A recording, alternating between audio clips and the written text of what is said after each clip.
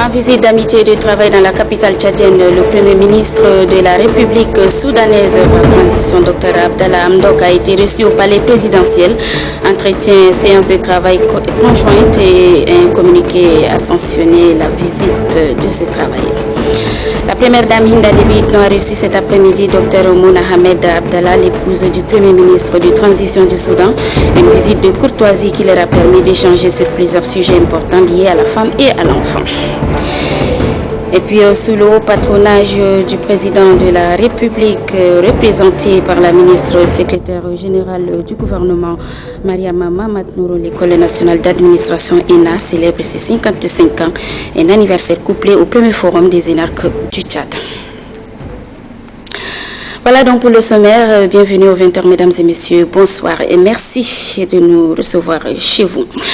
Dans l'actualité, ce soir, le Premier ministre de la transition soudanaise, Dr Abdallah Hamdok, est dans la capitale tchadienne depuis ce matin.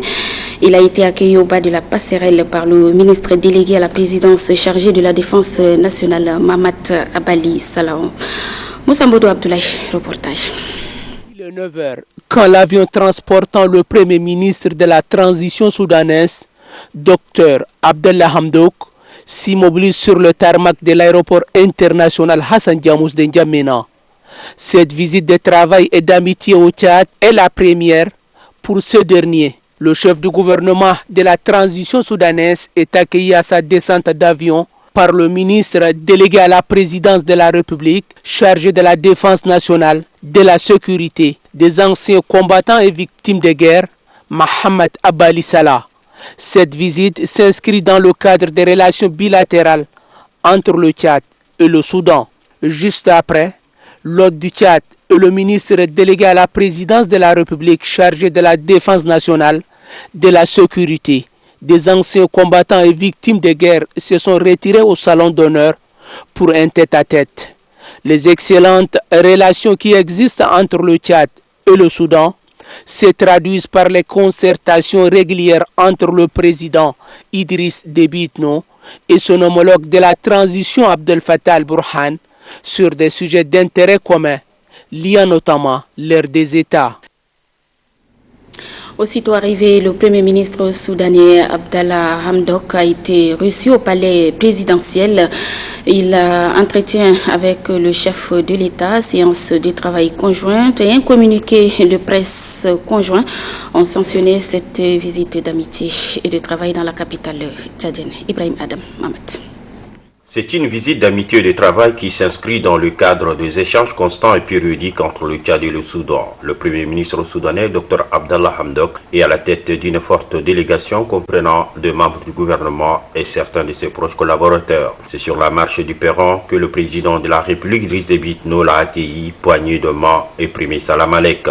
Ensuite, c'est un entretien de plus d'une heure au salon des audiences. Un entretien en présence des membres du gouvernement tchadien et soudanais et des proches collaborateurs du chef de l'État. Les discussions entre l'hôte du Tchad et le président de la République ont tourné autour des points culminants de la coopération bilatérale, des échanges économiques et commerciaux, de la sécurité et bien évidemment de la transition au Soudan. Khartoum et N'Djamena surfent sur une même longueur d'onde sur nombre de questions touchant aux intérêts communs. Pas seulement, cette entrevue a notamment permis de faire le point sur les grands sujets de l'actualité politique et sécuritaire en Afrique.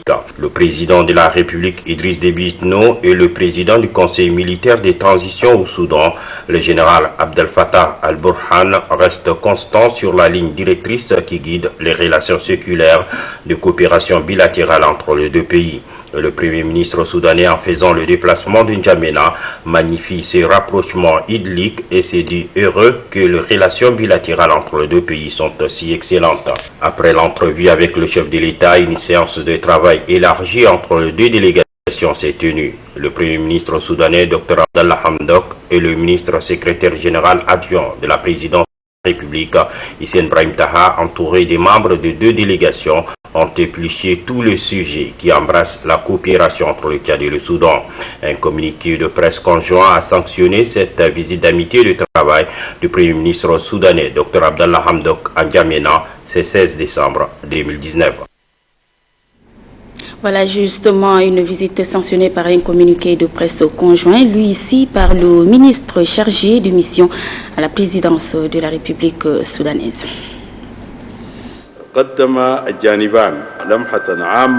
À l'invitation de son Excellence Idriss Déby Itno, président de la République du Tchad, chef de l'État, le Premier ministre de la République du Soudan, son Excellence Abdallah Hamdok, accompagné d'une importante délégation comprenant deux ministres, a effectué une visite d'amitié et de travail à N'Djamena, en République du Tchad, le 16 décembre 2019. Puis après son arrivée, le Premier ministre de la République du Soudan, son Excellence Abdallah Hamdok, a été reçu par son Excellence Idriss Déby Itno, président de la République, chef de l'État. Au cours de cette audience, les deux parties ont fait un tour d'horizon de l'état de la coopération bilatérale et de la situation dans la sous-région. Au plan bilatéral, les deux parties se sont félicitées de l'état de la coopération et ont réaffirmé leur détermination collective à renforcer leurs relations au bénéfice de leur pays et peuples respectifs. À cet égard, un certain nombre de préoccupations ont été abordées. 1. Au titre de la sécurité, les deux parties ont souligné l'impérieuse nécessité de renforcer davantage le rôle de la force mixte Tchad-Soudan en matière de sécurisation de la frontière commune et de circulation des personnes et de biens entre les deux pays. À cet effet, un accent particulier a été mis sur les échanges d'informations et de renseignements entre les services de sécurité des deux pays, ainsi que la coopération judiciaire. De même, les deux parties conviennent de la nécessité d'engager des actions fortes et conséquentes pour contenir l'immigration irrégulière et le trafic des armes. 2. S'agissant des échanges économiques et commerciaux entre les deux pays, les deux parties ont évoqué la nécessité de la redynamisation de ces échanges à travers le port Soudan et conformément aux accords signés à cet effet, ainsi qu'à l'esprit de l'accord de libre-échange continental africain. Les deux parties ont souligné l'urgence de matérialiser au plus vite le projet de chemin de fer Tchad-Soudan et les infrastructures routières qui facilitent les transactions économiques et commerciales. De même, les deux parties ont relevé la nécessité des actions à déployer au fin de lutter efficacement contre la fraude et la contrebande qui portent un coup à l'essor de leurs échanges économiques. 3. Au sujet de la transition en cours au Soudan, les deux parties ont salué le progrès enregistré dans le processus politique et ont souligné la nécessité d'une paix globale et définitive. À cet égard, elles ont lancé un vibrant appel à l'ensemble des mouvements armés de privilégier le dialogue et la réconciliation nationale. Les deux parties ont convenu de conjuguer leurs efforts pour faciliter ces dialogues entre le gouvernement soudanais et les mouvements armés. Le Tchad a exprimé à cet égard sa volonté à apporter son plan de soutien aux négociations en cours entre les différentes parties prenantes. En retour, le Premier ministre de la République du Soudan, son Excellence Abdallah Hamdok, a remercié vivement et salué le leadership de son Excellence Idriss Déby Itno pour les efforts consentis en vue de la recherche et de la consolidation de la paix et de la sécurité au Soudan. 4. Concernant le suivi des conclusions des échanges, les deux parties décident d'intensifier les rencontres périodiques tant au plus haut niveau qu'au niveau du ministère technique. Au terme de sa visite, le Premier ministre de la République du Soudan, son Excellence Abdallah Hamdok, a exprimé à son Excellence Idriss Déby Itno ses sincères remerciements pour l'accueil hautement fraternel et le marque d'attention dont lui-même et sa délégation fait l'objet au cours de son bref séjour. Fait à N'Djamena le 16 décembre 2019.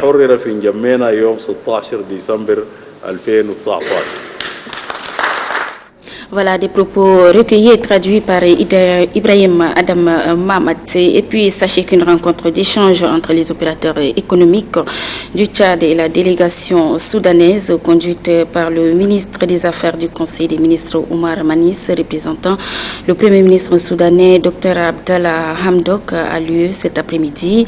Il était accompagné par son ministre du Commerce et de l'Industrie et bien d'autres personnalités. Le Tchad est représenté par la ministre du Commerce, de l'Industrie, de la promotion du secteur privé, Ashta Djibril Nessi. Les relations économiques entre le Tchad et le Soudan étaient donc au centre des échanges. Durant 2 heures d'horloge, les deux parties ont jeté un regard rétrospectif sur la coopération économique, identifié les failles et exploré les voies pour lancer le programme d'échange économique entre les deux pays frères. Nous y reviendrons en détail dans nos prochaines éditions. La première dame Hinda Déby Itno a reçu cet après-midi Dr Mouna Ahmed Abdallah, l'épouse du Premier ministre de transition du Soudan, une visite de courtoisie qui leur a permis d'échanger sur plusieurs sujets importants liés à la femme et à l'enfant. Ibrahim Adam Mahamat. Dr Mouna Ahmed Abdallah, l'épouse du Premier ministre de transition du Soudan, a tenu à rencontrer la première dame du Tchad, Hinda Déby Itno, présidente de la Fondation Grand Cœur. L'entretien s'est déroulé en présence de l'ambassadeur du Soudan au Tchad, Abdelaziz Hassan Saleh. C'est une visite de courtoisie certes, mais elle a permis à Dr Mouna et à la première dame d'évoquer plusieurs sujets relatifs à l'autonomisation de la femme et du couple mère-enfant. Pendant près d'1 heure, la première dame et son hôte ont dessiné le contour d'une relation qui devrait déboucher sur des actions dans un futur proche.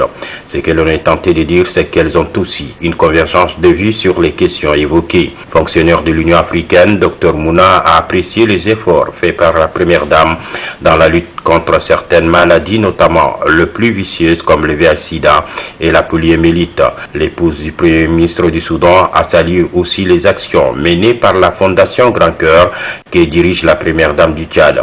Des actions de bienfaisance et médicales qui ont redonné du sourire à bon nombre de nécessités. Après l'entretien, Dr Mouna Ahmed Abdallah s'est réjoui de cette audience et dit avoir beaucoup appris de l'engagement de la première dame Hinda Déby Itno aux côtés des personnes vulnérables. Ne disposant pas encore d'un cadre indiqué pour mener de telles activités, Dr Mouna a déclaré qu'elle a eu un vrai coup de cœur en écoutant la première dame lui expliquer les multiples actions de la FCG. Dans tous les domaines, notamment social, elle répartira à conforter d'une chose, aider le plus démuni est un sacerdoce. Voilà donc pour ce qui est de la visite du Premier ministre soudanais. Parlons toute autre chose à présent. Suite à l'attaque du poste militaire ayant causé la mort de 71 vaillants soldats nigériens, le président de la République, Idriss Déby Itno, était à Niamey au Niger. Il est allé d'abord présenter au nom du gouvernement du peuple tchadien et en son nom personnel ses sincères condoléances à son homologue Mamadou Issoufou. Le chef de l'État a ensuite participé aux côtés de ses pairs à un sommet extraordinaire des pays membres du G5 Sahel. On fait le point avec Nassor Noditi. Les déplacements du président de la République Idriss Déby Itno à Niamey, la capitale nigérienne, se suivent mais ne se ressemblent guère. Celui de ce 15 décembre est placé sous le sceau de la tristesse. Le Niger a perdu le 10 décembre dernier 71 de ses vaillants soldats tombés glorieusement sur le champ d'honneur à Inates, dans la région de Tillabéri, suite à une attaque lâche et barbare des égarés de Dieu qu'on appelle à tort djihadistes. C'est avec une mine serrée et l'air affligé que le chef de l'État Idriss Déby Itno foule le sol d'un pays en deuil pour compatir avec son homologue Mahamadou Issoufou et le peuple nigérien meurtri et déconcerté, mais vent debout comme un seul homme pour faire face à un ennemi lâche et absurde. À la base aérienne de Niamey, le président de la République a été accueilli au bas de la passerelle par son homologue Mahamadou Issoufou. L'ambassadeur extraordinaire et plénipotentiaire du Tchad au Niger, Ousmane Sougui Koko, et le personnel de la représentation diplomatique tchadienne était de l'accueil. C'est justement pour partager l'immense douleur du peuple nigérien que le président de la République Idriss Déby Itno a fait le déplacement du Niger, un pays voisin, frère et ami, lié au nôtre par l'histoire, la culture et le sang. En retour, le président nigérien a exprimé toute sa reconnaissance au Tchad et à son président pour cette marque de sympathie. Au salon d'honneur de la base aérienne de l'armée de l'air nigérienne, le chef de l'État Idriss Déby Itno rencontre le président du Faso, Roch Marc Christian Kaboré, qui a atterri avant lui. Ils sont rejoints ensuite par leur homologue Ibrahim Boubacar Keïta du Mali. Les circonstances de l'attaque et le mode opératoire expliqués, les trois présidents prennent place ensemble dans un bus direction le carré des Martyrs dans l'enceinte de l'escadrille nationale où repose pour l'éternité les 71 soldats tués dans la zone des trois frontières. Une fatia est dite pour le repos des âmes des voyants soldats tombés armes à la main à Inates. Le président en exercice du G5 Sahel, Roch Marc Christian Kaboré, a exprimé son émoi au nom de ses pairs. Nous sommes venus ici au carré des Martyrs pour déjà nous incliner sur, ces soldats qui sont morts au combat pour le Niger dans le cadre de la lutte contre le terrorisme et également présenter nos condoléances au gouvernement, au peuple nigérien et au président nigérien pour ces pertes qui sont importantes. Et surtout aussi encourager nos frères du Niger en tant que G5 que ce combat est un combat de longue haleine et qu'il faut nous armer de beaucoup de courage pour pouvoir arriver à bout de ce combat et avoir des victoires. Il nous faut travailler à ce que des victoires soient certaines sur le terrorisme, à court, à moyen et à long terme. Il est évident également que dans ce combat, tout en travaillant nous-mêmes à partir de nos forces armées, comme dans tous les pays du monde, vous savez que la lutte contre le terrorisme a besoin d'alliés. Et cette alliance que nous devons avoir doit se faire en toute responsabilité, en toute bonne coopération, en tout respect des uns et des autres. Je pense que nous allons travailler dans ce sens, de manière à faire en sorte que l'avenir soit beaucoup plus radieux pour nos peuples et pour nos pays qu'il ne l'est en ce moment. Le président de la République Idriss Déby Itno et ses trois homologues prennent ensuite la direction du palais du Congrès pour la tenue du sommet extraordinaire des chefs d'État des pays membres du G5 Sahel. Justement, après s'être rendu sur les tombes des 71 soldats, les 5 chefs d'État des pays membres du G5 Sahel se sont réunis en sommet extraordinaire. La mutualisation des efforts pour faire face à un ennemi commun était au centre de ce sommet. Les 4 chefs d'État du G5 Sahel, que sont Idriss Déby Itno du Tchad, Roch Marc Christian Kaboré du Burkina Faso, Ibrahim Boubacar Keïta du Mali et Mohamedou Issoufou du Niger sont rejoints peu avant la cérémonie d'ouverture du sommet extraordinaire par leur homologue mauritanien Mohamed Ould Al-Ghazouani. Au nom de son gouvernement, du peuple nigérien et à son nom personnel, le chef de l'État nigérien, Mohamedou Issoufou, a exprimé toute sa reconnaissance à ses pairs du G5 Sahel pour la compassion et la solidarité exprimée suite à l'attaque du poste militaire d'Inates à la suite du président tchadien qui ne cesse d'appeler la communauté internationale à prendre en main la résolution de la crise libyenne, élément déclencheur du terrorisme au Sahel.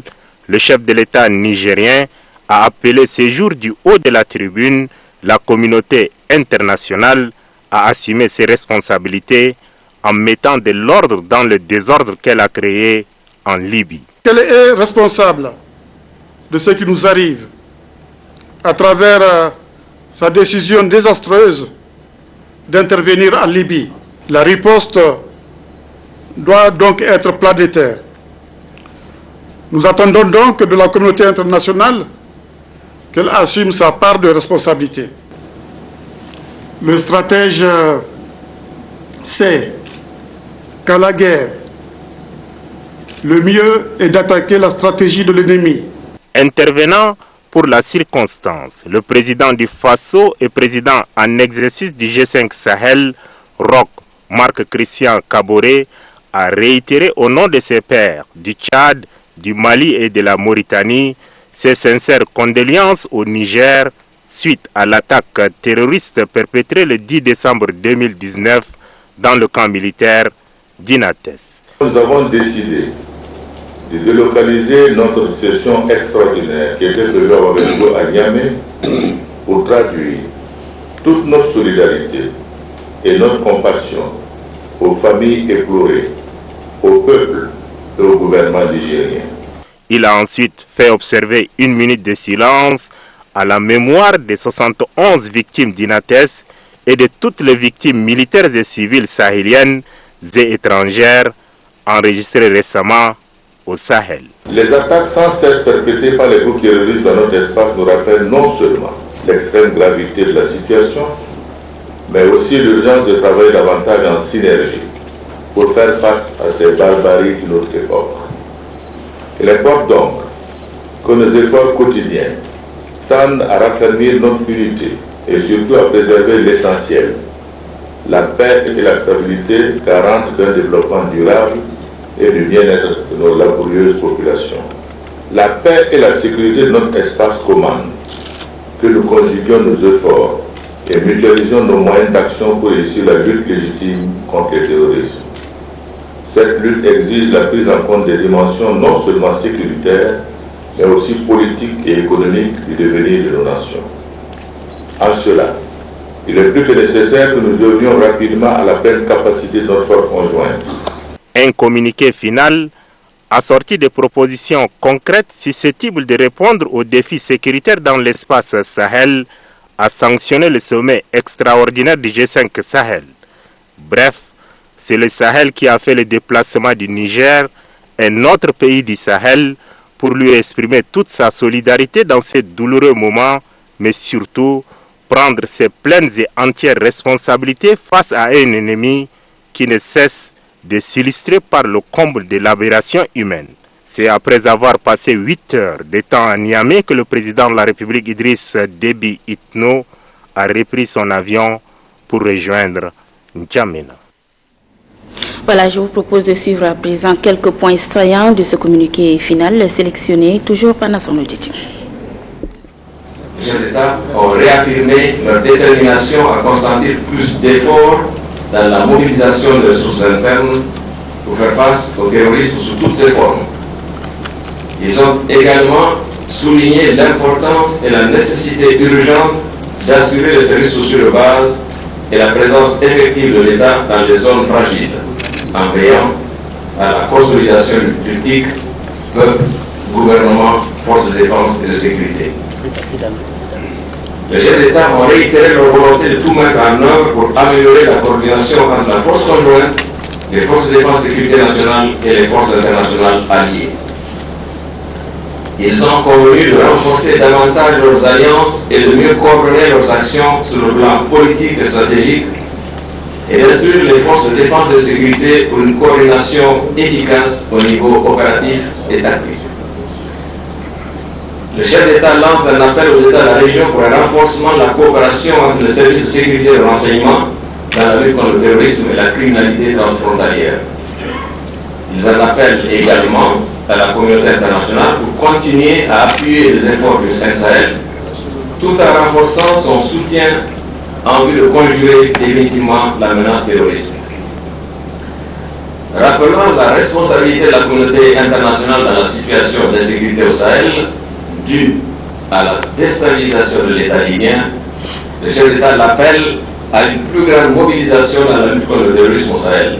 Il l'invite à adhérer au partenariat international pour la stabilité et la sécurité au Sahel, adopté au sommet du G7 à Biarritz. Considérant que la pauvreté est une des causes du terrorisme, le chef d'État interpelle la communauté internationale sur la nécessité de la mise en place d'un plan de type plan Marshall pour les pays membres du G5 Sahel. Le chef d'État instruit le Conseil des ministres et le secrétariat permanent à accélérer l'opérationnalisation de la force conjointe du G5 Sahel et procéder à une révision de son concept d'opération stratégique pour tenir compte de l'évolution de la menace. Au regard des nombreuses attaques enregistrées à la zone des trois frontières, Burkina, Mali, Niger, les chefs d'État décident de mobiliser davantage de forces dans le fuseau centre, particulièrement affecté par l'action des groupes armés terroristes. Ils décident de mettre un accent particulier sur la lutte contre le trafic d'armes et de drogue, principale source de financement du terrorisme au Sahel.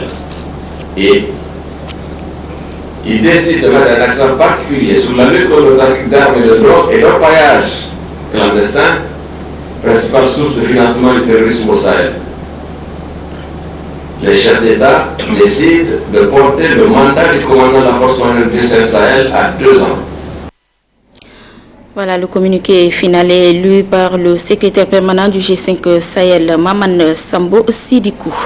À Libreville, au Gabon, s'est ouvert les assises du Conseil des ministres de la Communauté économique des États de l'Afrique centrale, le CEEAC. Les échanges porteront sur les difficultés que rencontre l'espace CEEAC. Le chef de la diplomatie tchadienne, Chérif Mamadzen, prend part aux travaux. Gapilimisi. 36 années après sa création, la CEEAC revient sur ses traces dans la capitale gabonaise pour réorienter sa marche vers une communauté unifiée, forte, ambitieuse et adaptée à l'environnement de l'heure dans un monde en perpétuelle mutation. Les ministres des Affaires étrangères, de l'économie, de la défense et de sécurité des 11 pays membres de la communauté vont se pencher sur les différents textes de base de l'institution, les intégrer dans un cadre juridique et institutionnel unique et harmonisé et intégrer toutes les composantes du processus de l'intégration économique et commerciale, politique, stabilité, sociale, paix et sécurité au sein de la CEEAC. Le ministre d'État, ministre gabonais des Affaires étrangères et président du Conseil des ministres de la CEEAC, Alain Courbet-Bizet, a rappelé dans son discours d'ouverture des travaux les démarches ayant abouti à l'importante question de réforme institutionnelle voulue et décidée par les chefs d'État de la communauté lors de la rencontre de N'Djamena en 2015. Et cela au vu des difficultés que rencontre l'institution pour son envol. Le chef de la diplomatie gabonaise a souhaité que les documents qui sortiront de ces instances puissent retenir l'assentiment des chefs d'État. Les différents textes et rapports des travaux des ministres seront soumis ce 18 décembre aux chefs d'État et de gouvernement pour examen et validation. La cérémonie d'ouverture du Conseil des ministres s'est déroulée en présence de Ahmad Alami, secrétaire général de la CEEAC. Un bureau pour diriger les travaux a été mis en place et présidé par le ministre gabonais des Affaires étrangères. Chérif Mamadzen, ministre tchadien des Affaires étrangères, en assure la vice-présidence. Retour ici à N'Djamena, le président de l'Assemblée nationale Haroun Kabadji a présidé ce matin les assises de la toute première édition de la journée de concertation sur le document relatif donc à la programmation conjointe de l'Union européenne et le Tchad 2021-2027. Maria Massanissine. Inscrite comme une journée d'échange, de dialogue et de partage, cette journée découle d'une démarche innovante et participative visant à situer le rôle de la coopération de l'Union européenne et montrer en même temps comment cette dernière procède dans l'accompagnement d'un dialogue politique conjoint groupe Union européenne et États membres en matière de sécurité multiforme au Tchad. Plus les années passent, plus les besoins en développement du Tchad sont immenses, avec de nouveaux défis dont les ressources nationales sont loin de pouvoir combler. Les grands défis du Tchad aujourd'hui s'appellent explosion démographique, sécheresse, désertification, pression sociale, fracture numérique, défis sécuritaires, terrorisme, enclavement territorial, assèchement des devises par la détérioration des termes d'échange, par la chute des prix des matières premières traditionnelles comme le coton. À l'issue de ces travaux, il sera aussi question de récapituler les interventions de l'Union européenne au Tchad en vue d'en évaluer les impacts économiques sur la population afin d'exprimer les attentes des populations en termes d'infrastructures routières, sanitaires, scolaires et de sécurité alimentaire. C'est ensemble et dans la confiance mutuelle que nous devons engager des réformes nécessaires, tant du point de vue de la gouvernance politique, de la gestion économique et financière, que dans les réponses à apporter aux attentes de la société civile, notamment aux préoccupations liées aux droits de l'homme, à la justice, à l'implication des jeunes et des femmes dans les prises de décision. Pour l'ambassadeur de l'Union européenne au Tchad, Bertrand Soré, cette rencontre axée sur le dialogue, la sécurité et les échanges vient témoigner l'engagement de son institution à accompagner le Tchad dans l'atteinte des objectifs durables de développement, mais aussi consolider les liens de fraternité qui lient le Tchad à l'Union européenne. Sous le patronage du président de la République, représenté par la ministre secrétaire générale du gouvernement, Mariam Mahamat Nour, l'École nationale d'administration ENA célèbre ses 55 ans, un anniversaire couplé au premier forum des énarques du Tchad. C'était en présence de l'invité d'honneur, l'ancien premier ministre français Dominique de Villepin et de nombreuses personnalités. Gundul Laya Ngolona. C'est en présence du ministre secrétaire général du gouvernement, représentant le président de la République Idriss Déby Itno et de l'invité d'honneur, l'ancien premier ministre français Dominique de Villepin, que s'est déroulée la cérémonie marquant le 55e anniversaire de l'École nationale d'administration couplée au premier forum des énarques du Tchad. L'ouverture de cette école a été presque consécutive à l'indépendance de notre pays. Depuis son ouverture, l'École nationale d'administration a pu former plusieurs cadres. L'ENA a pu former plus de 2500 cadres et hauts fonctionnaires. Certains sont devenus des grands cadres dans la fonction publique, d'autres occupent encore de grandes responsabilités et des responsabilités de premier plan au sein de notre administration publique. Dès lors, célébrer le 55e anniversaire de cette école revient aussi à se souvenir de ce passé honorable. C'est pourquoi, ces derniers temps, ces beaux souvenirs ne cessent de défiler dans notre mémoire collective. Le ministre secrétaire général du gouvernement, Mariam Mahamat Nour, représentant le président de la République, s'exprime sur les 55 ans d'existence de cette école. 55 ans déjà, diront les anciens, et surtout les rares lauréats de la toute première promotion de l'École nationale d'administration qui ont en cette matinée d'octobre 1963 assisté à la toute première leçon inaugurale.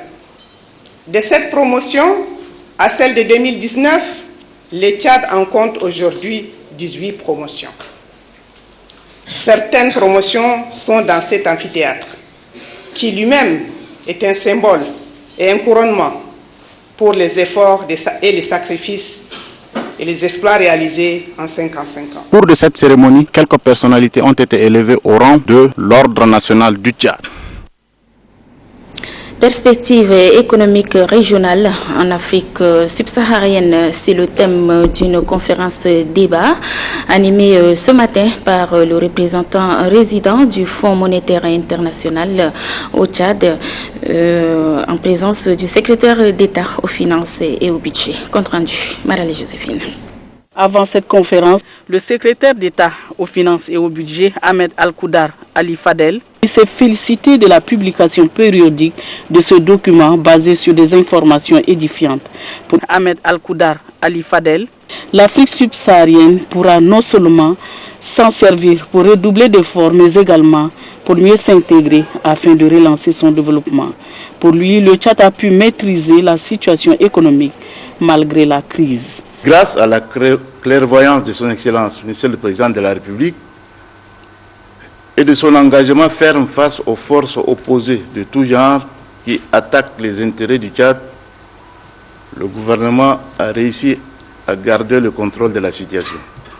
Dans la présentation du rapport, le représentant résident du Fonds monétaire international, Joseph Tamatujiro, s'est apaisanti sur 3 axes à savoir: premièrement, comment faire face à l'incertitude, à la concurrence et la compétitivité en Afrique subsaharienne, puis lui impulser la croissance, et enfin, comment résoudre l'épineuse question des arriérés intérieurs qui l'assaillent grâce à l'analyse de ses causes profondes. Après avoir expliqué les différents points, le conférencier Joseph Tamatujiro conclut que l'économie en Afrique subsaharienne est inégale et la zone CEMAC reste surendettée. Pour y faire face, il juge que l'on doit calibrer rigoureusement la politique économique à court terme, renforcer la résilience et rehausser la croissance à moyen terme. Quant à la concurrence, Joseph Tamatujiro estime qu'au Tchad, l'on doit absolument augmenter la productivité en vue de favoriser, entre autres, l'accès au travail, réduire le prix des produits et augmenter les exportations. Un atelier de validation interne du plan directeur d'internalisation et de diversification économique au Tchad a lieu à N'Djamena. Une rencontre qui a réuni les experts en économie et les membres de la commission économique pour l'Afrique centrale. Cette rencontre est axée sur la question de la diversification de l'économie nationale. Kamlar Abiba. Lors du forum sur la relance économique tenu l'année dernière à N'Djamena, le président de la République, Idriss Déby Itno, avait indiqué qu'il entend œuvrer à la diversification de l'économie à travers le renforcement du secteur de l'agriculture, de l'élevage et de la pêche. C'est à ce titre que cet atelier de validation interne du plan directeur d'industrialisation et de développement économique du Tchad se tient dans l'optique de voir dans quelle mesure promouvoir la diversification économique grâce à une industrialisation axée sur les ressources naturelles. Il est aujourd'hui largement reconnu que l'industrialisation inclusive et durable est le principal et majeur levier de transformation structurelle de l'économie de notre pays. Mais pour réussir une industrialisation cohérente, profonde, en adéquation avec les caractéristiques fondamentales de l'économie domestique, il a été jugé indispensable d'élaborer et de mettre en œuvre une stratégie d'industrialisation qui se traduit matériellement par un document stratégique dénommé Plan directeur d'industrialisation et de diversification économique. Pour prouver l'engagement du gouvernement en novembre 2017, le ministre de l'économie et de la planification du développement du Tchad a adressé une demande à la Commission économique pour l'Afrique sur la question de l'élaboration des plans sur la diversification économique. Durant 5 jours, ces experts en économie seront appelés à mener un processus de validation interne et externe avant que le document ne soit soumis aux autorités. 12 nouveaux commissaires, dont 6 titulaires et 6 suppléants de la commission de surveillance du marché de l'Afrique, du marché financier, de l'Afrique centrale au COSUMAF, ont prêté serment ce lundi devant la cour communautaire de la CEMAC siégeant en audience ordinaire. Garcetti Aimé y était pour vous, voici son reportage. Cette cérémonie consacrée à la prestation des serments des 12 nouveaux membres du collège de la commission de surveillance du marché financier de l'Afrique centrale, en abrégé COSUMAF, permettra aux récipiendaires de prendre les décisions se rapportant aux questions liées au fonctionnement du marché prises par la COSUMAF sans consultation préalable ni approbation de toute autorité ou entité publique. Ces nouveaux commissaires sont appelés à garantir l'exécution des missions de l'autorité de tutelle, de régulation et de contrôle du marché financier de l'Afrique centrale, notamment la protection de l'épargne investie en valeur immobilière, l'information des investisseurs et le bon fonctionnement du marché. Tout en présentant le profil socio-professionnel de chaque nouveau commissaire, l'avocat général de la COSUMAF, Asimo Mokoy Justo, rappelle aux récipiendaires que les obligations et devoirs auxquels ils sont assujettis sont régis par les textes constitutifs de la dite institution. Après avoir suivi avec attention la formule du serment prêté par chaque commissaire, la présidente de la Cour de justice communautaire, CEMAC, Julienne Elengangaporo, les exhorte à s'investir dans leur mission. Chers commissaires, vous arrivez dans cette prestigieuse institution qu'est la COSUMAF. La tentation serait grande de croire que vous avez décroché la lune. En vérité, siéger à la COSUMAF n'est pas un aboutissement, mais l'occasion d'un nouveau départ avec des défis à la mesure de vos nouvelles responsabilités, avec plus d'exigence. Pour ce nouveau départ, je vous invite à être toujours habité par un sentiment d'humilité, utile à une analyse et des décisions justes et éclairées. En souhaitant bon succès au nouveau commissaire, la présidente de la Cour de justice communautaire invite les récipiendaires à être humbles avant de donner acte au greffier audiencier de la lecture des actes de nomination, les déclare ainsi installés et les renvoie dans leurs fonctions respectives.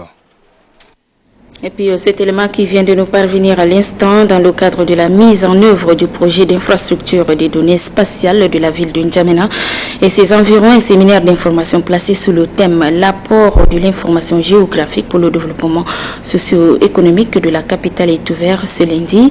Objectif clé, un cadre de concertation avec les différents bénéficiaires du secteur public et privé autour de l'information géographique. La cérémonie d'ouverture est présidée par la ministre de l'Aménagement du territoire, Achta Ahmad Brimi. On fait le point avec Guillaume Benguiri. Au cours de ces 25 dernières années, les villes du Tchad ont connu une urbanisation accélérée. Comme conséquence, ces agglomérations sont passées d'un taux de croissance annuel de 2,4% en 1993 à 6,5% en 2014. Ainsi, la ville de N'Djamena, où vit presque la moitié de la population urbaine du Tchad, est la première bénéficiaire de cette urbanisation.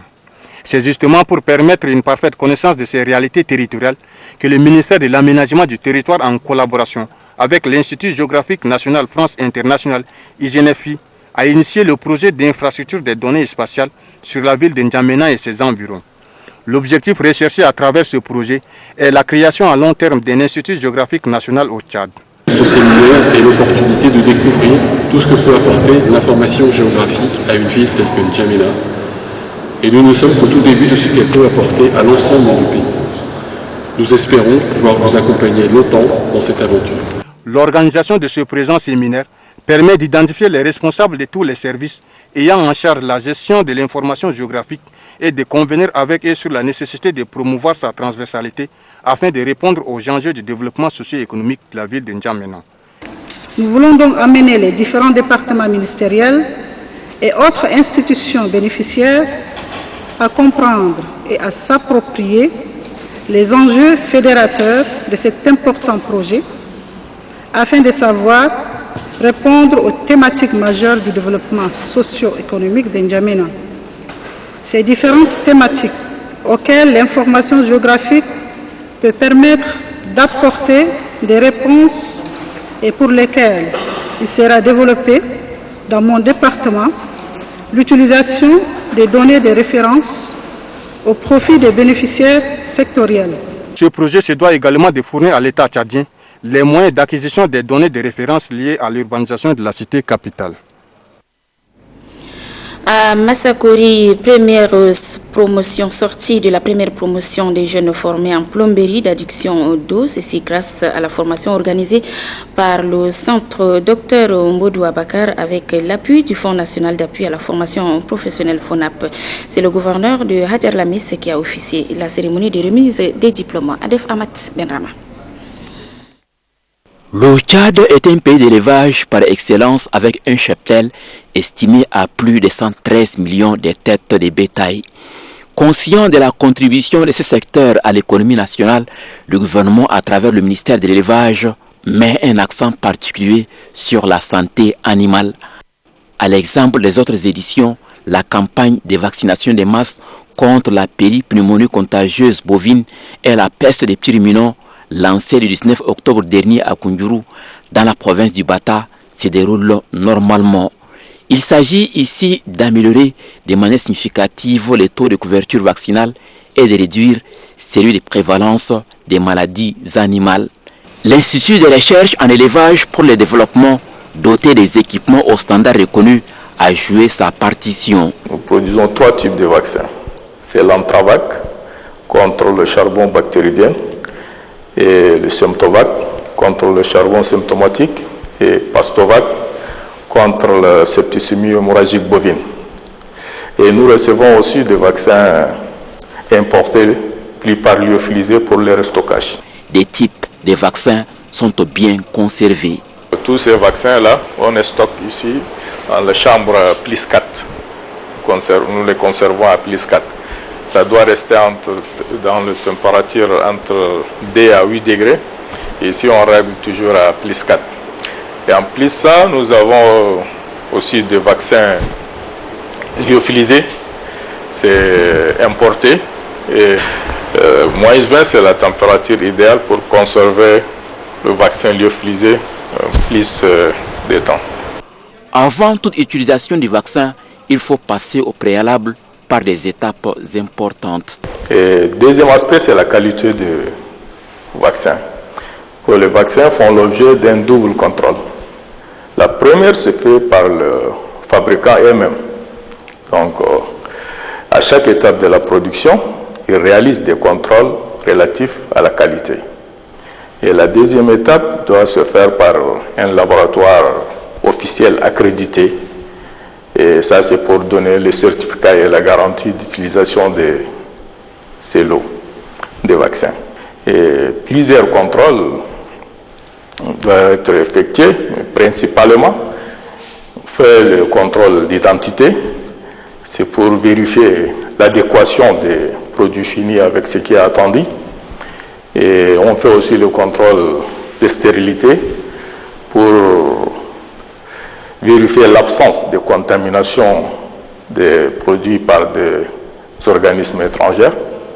Et on fait aussi des tests d'innocuité. C'est pour vérifier que ce vaccin est sans danger. Une attention toute particulière est accordée au titrage. Et pour que le vaccin soit efficace, il faut passer aussi le titre. C'est le titrage, c'est pour savoir la concentration minimale pour la stimulation du système immunitaire. Par exemple, dans le cas de septicémie hémorragique, il faut le vaccin contre la septicémie hémorragique, il faut avoir 2 milliards de bactéries dans une solution capable de stimuler le système immunitaire. Et dans le cas de vaccin contre la pépère, il faut avoir le titre de 10 à la puissance 2.5, ça c'est la charge minimale virale. L'IRED est la structure habilitée en la matière. Les missions de l'IRED, d'abord, essentiellement, la production des vaccins. Et ensuite, les diagnostics des maladies. Il y a l'aspect formation qui est très importante. À travers l'IRED, donc, nous pouvons faire des expertises au profit d'une institution qui la demande. L'Institut de recherche en élevage pour le développement attache surtout du prix à la crédibilité des vaccins suivant les principes édictés par l'Organisation mondiale de la santé animale, OIE. Et ces vaccins bactériens sont donc produits au niveau de notre laboratoire et ils sont donc certifiés par le PANVAC. C'est un centre panafricain de contrôle de qualité des vaccins au niveau donc de l'Éthiopie. Donc chaque fois que nous produisons le vaccin, nous envoyons donc des échantillons là-bas pour la certification. Ça c'est pour toute l'Afrique. Avant le démarrage des activités des campagnes de masse, les dispositions nécessaires sont prises suivant les directives des premiers responsables du département ministériel. Pour la réussite de la campagne de vaccination, des moyens matériels, techniques et humains ont été mobilisés et les missions de suivi des activités menées. Tchad s'est fixé un objectif ambitieux, celui d'éradiquer la peste des petits ruminants d'ici 2025, soit 5 ans avant les recommandations de l'Organisation mondiale de la santé animale, laquelle a fixé l'échéance en 2030. La coalition des associations de la société civile kazakh a organisé une journée de sensibilisation sur la paix. C'était hier au palais du 15 janvier. Ali Mamad Bello. Un jour comme celui-ci est unique au palais du 15 janvier. La grande salle affiche fière allure.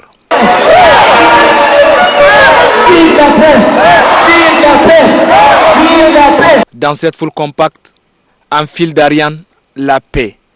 D'une seule voix, tous clament sa préservation. Et à la manœuvre, le président de la Kazakh, Mahmoud Ali Seyd. Le Tchad, notre pays que nous chérissons tous, mérite le développement tant attendu. Et ce développement repose sur vous. L'éclosion du Tchad repose sur vous. La paix et la stabilité dans ce pays reposent également sur vous. Sacré paix. Ce précieux sésame confirme lui-même sa présence dans cette salle, avec de la joie et de la bonne humeur sur les visages de tous en cette matinée. Et pour préserver ses acquis, le président de la Kazakh tire la sonnette d'alarme sur la mauvaise utilisation des réseaux sociaux. Facebook, WhatsApp, Twitter, etc. sont des outils de communication importants. Leur usage irrationnel détruira facilement l'unité nationale d'un peuple. Réunis dans la paix, la foule quitte aussi dans la paix, avec un seul mot d'ordre, sa préservation pour l'intérêt du Tchad, sublime pays. À Amtiman, la Fondation Grand Cœur et ses partenaires avec l'appui technique du ministère de la Santé publique organisent depuis hier une caravane de chirurgie crâno-faciale. Elle vise la réparation de la fente labiale appelée communément bec de lièvre. Varelaj est notre envoyé spécial sur place. Après la caravane de prise en charge de la cataracte, la Fondation Grand Cœur déclare une guerre contre la fente labiale appelée communément bec de lièvre. Pour la réparation gratuite de cette malformation congénitale, la Fondation Grand Cœur est appuyée par ses partenaires, notamment Ismail Tren, WeCare Foundation, une organisation humanitaire qui regroupe en son sein les médecins chirurgiens centrafricains, camerounais et tchadiens. Elle cible diverses couches de la société victimes de cette pathologie congénitale dans la province du Salamat. Il y a des hypothèses traditionnelles que les gens disent que la fente liavo-palatine, c'est ce qu'on appelle la bec de lièvre. Ça dû à la malédiction, ça dû au péché, ça dû quelque chose que la maman a fait, ou bien le papa a fait, ou bien le grand-parent ont fait, ou bien un sorcier du village qui a fait de telle façon que l'enfant est né avec cette malformation. En fait, c'est pas ça. Tout ça est faux. Ce que nous on conseille aux familles, c'est que dès que la femme est enceinte, il faut qu'elle se dirige vers un centre prénatal. Là, on va essayer de leur dire ce qu'elle doit prendre, ce qu'elle ne doit pas prendre. Voilà l'état de santé de ce patient. C'est lui qui fut le premier à être admis au bloc opératoire. Le chirurgien sur lui est assisté des anesthésistes. C'est eux qui lui prêtent main forte lors des opérations. Entre professionnalisme et rigueur, le souci du corps soignant, c'est la réussite de l'opération. 30 minutes après, le voici debout. Il se dirige vers la porte de sortie. On lui recommande de suivre gratuitement les traitements médicaux avant de regagner son domicile. C'est aussi la générosité de la première dame Inda Debitno à l'endroit des couches vulnérables à travers son organisation. Voilà, et c'est la fin de cette édition. Merci de l'avoir suivi. Très bon suivi des programmes. Je vous retrouve demain avec le même plaisir. Bonsoir.